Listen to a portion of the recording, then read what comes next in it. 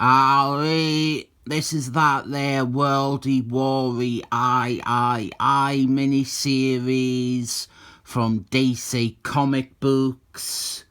This issue is number 2 and it has a few things in it, but it mostly annoys me because this really is just a teaser book.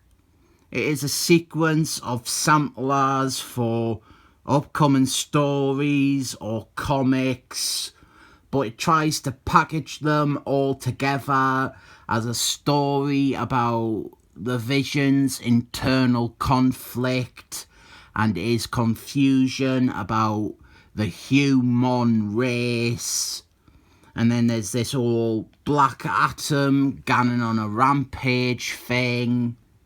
What happened was the Vision, he tried to fight Black Atom, and he saw how dark Black Atom's soul was, and the Vision ran off into space scared, and he got all philosophical and existential. But this is a backdrop for adverts, and some of the adverts are really poor, either in clarity or in implementation. For example, this Supergirl one, I have no idea what it means. I don't know what it's trying to establish about the character. She was lost in space for some time, and now she is back. So Supergirl, she is back. That's what you can take from this. The Vision, he is also in space, and here is basically our table of contents. I think I would prefer this if it was just a bunch of previews rather than pretending that it is a story and it is all interconnected. I didn't get what this is meant to be setting up with Supergirl. I think she maybe has new powers because she goes through the Vision's body here. She has intangible powers or phasing powers maybe. Or maybe she's like a Casper or something. And then she falls down to Earth. She doesn't have a line of dialogue or narration for the whole thing, which doesn't help matters. I would guess her comic, it picks up from this point where she crash lands on Earth. But then the other stuff, the stuff with the Vision, it seems to want to be blissfully ignorant of most the character's history in order to make him an alien who is still struggling to understand the humans and human nature. I would love to say that the writing here is great and it more than makes up for it, but it's so basic. It's the sort of stuff I suspect every single person watching this video is capable of writing. Then we have some teasers for the Batman books, and as you will have seen from the sheer volume of Batman books I didn't review, I didn't follow the Batman books, I never have. This though, it sounds ridiculous and stupid, and another case of Batman being written as an idiot and a dickhead. Batman, he fucked off. Him, Superman and Wonder Woman, they took a time out for a year after Infinite Christmas. I need to complain about that, but it'll be in another video. In his absence, Batman, he didn't leave Nightbird in charge. He didn't leave Robert, the John Blake version, in charge. He didn't even leave a hero in charge. He left Toothpaste in charge. And Toothpaste doesn't even have his messed up face anymore. And even if he did, it's not like that gives him special powers anyway.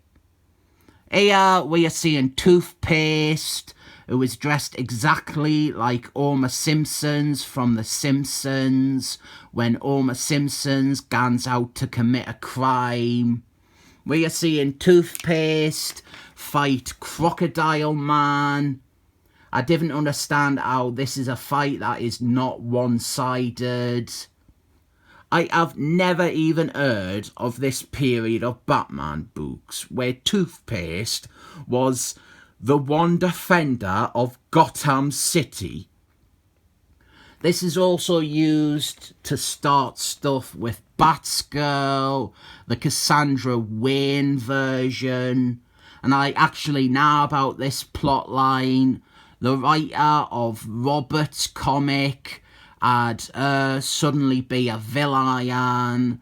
So this is them trying to retcon and explain it away, even though it still disregards a lot of Cassandra's character, like her being mute or, just being a hero for years.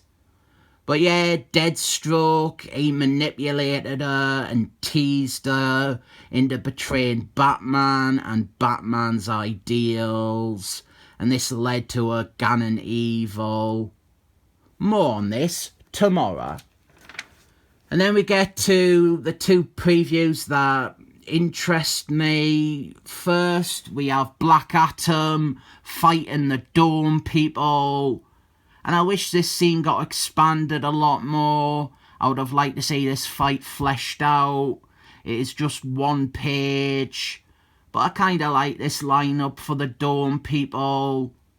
Then there is some nonsense Booster Gold time travel stuff that makes zero sense if you didn't know about him getting lost in time at one point and showing up at random moments like this. It's not explained. He's there for one panel. He says he's not in the right time and disappears straight away. If you didn't know who Booster Gold is, you would just be confused. But then we have the teaser that really intrigues me, because we have Wonder Woman, except it is not Wonder Woman. Donatello, she has become the new Wonder Woman. She has taken over the role. What comic was this in? What series told the rest of this story? Can you tell us down below? I would buy a Wonder Woman comic if it was Donatello as Wonder Woman.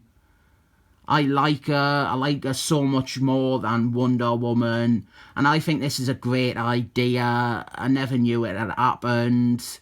But Donatello as Wonder Woman, that is a run I would happily read. Donatello as Wonder Woman, that only got a single page.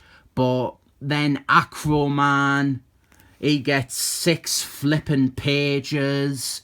And it is boring, and if I was an Acroman fan, I would not like this story. He has to save his underwater kingdom of seamen, and there's some human city that was transformed into seamen or something, but now they cannot breathe. And now there is these water seamen god people, and they are mocking Acroman, and Acroman, he has to sacrifice his human side to become like them. He becomes a seaman god person, and he is like a bad guy maybe. He's an evil seaman god. The transformation, it has warped his mind, and that is what he looks like now. And some people say the DC Universe under Dan Diddy Dido is dark and depressing. And after this, we have 2 pages of not even previews really, just displays of some stuff that is coming out soon. Like a new Suicide Squad series, or this really unusual Tiny Titans lineup with none of the big names, and Frankenstein's monster, who isn't even a teenager. And after some advertisements, ow, my alien anguish. I didn't recommend it. If any of these books or stories that this sets up are good, feel free to recommend them down below in the comments. And really, I do want to know more about this Wonder Woman, this Donatello story. It can't have lasted long because she was back to being plain old Donatello by the time they got to crying about justice. Also, she didn't even have this costume inside. She wore golden armour. But I like this. It is a nice fusion of her and Wonder Woman's costumes. It looks good. It is a good design. If this picture in the middle of Donatello, if that was the sole focus of the cover, if it was just that picture full-sized, it'd be a much better cover, I reckon, even with it being drawn by famous Nazi philanthropist Nathan Van Scribbler. So that is why I am giving this comic 7 thumbs up.